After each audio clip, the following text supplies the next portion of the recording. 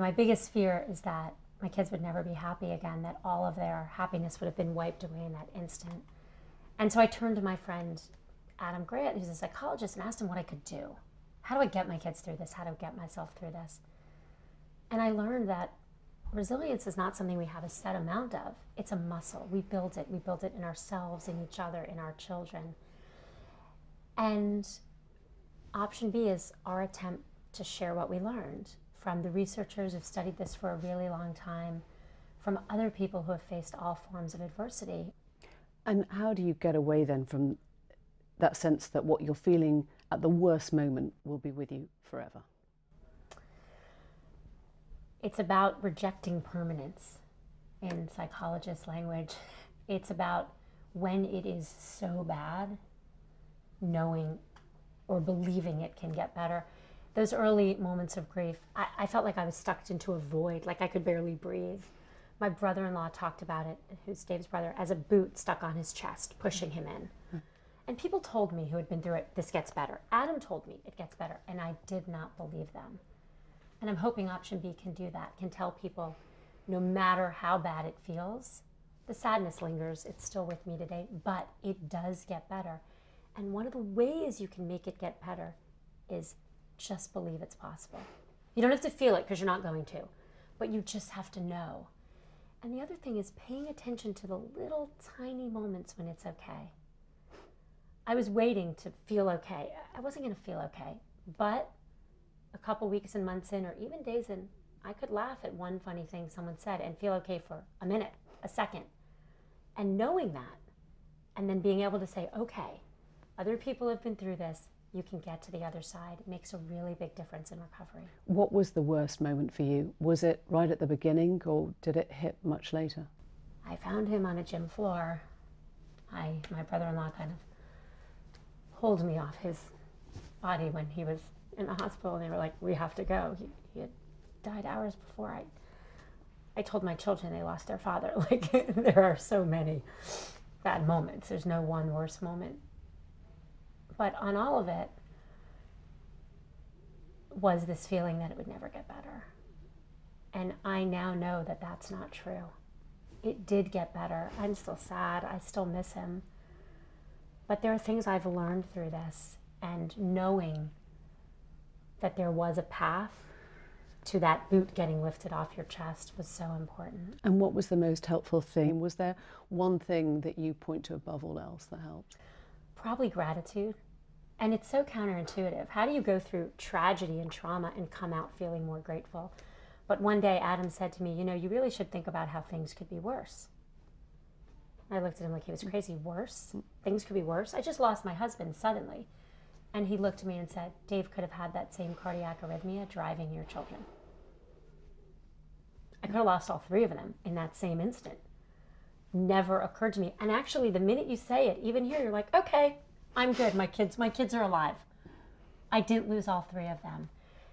And finding ways to feel grateful for what we have left, for no matter how hard things are, for the good things in our life, is actually a gift. You know, it never occurred to me that Dave would not turn 48.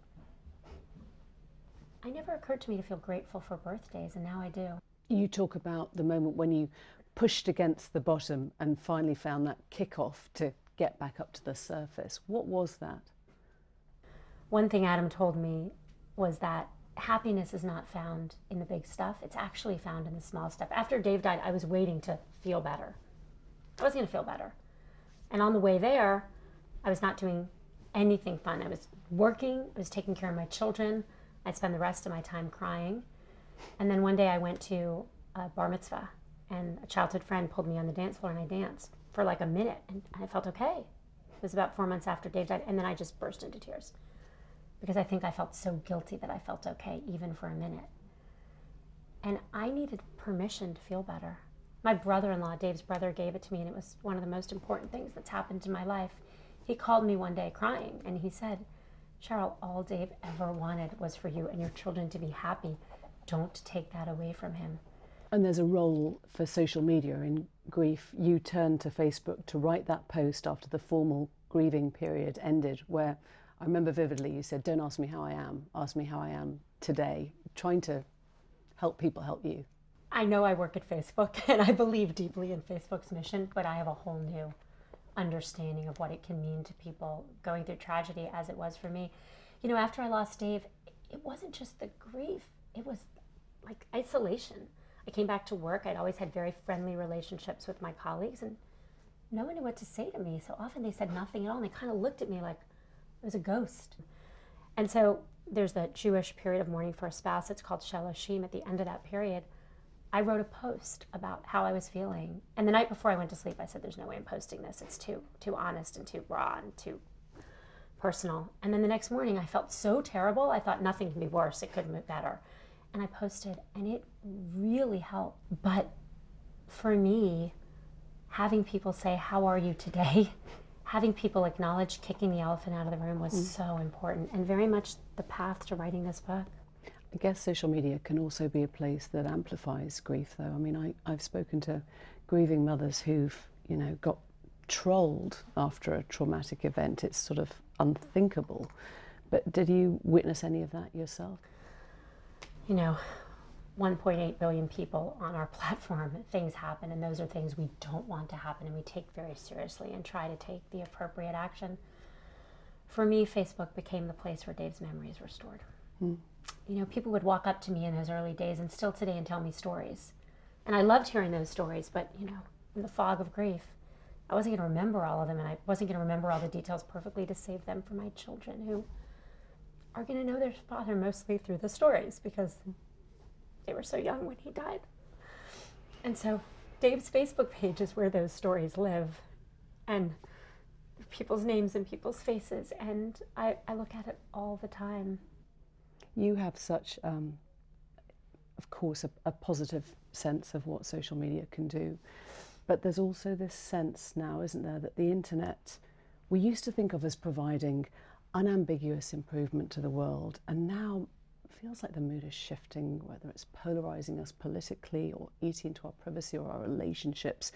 Do you sense that backlash against the digital revolution?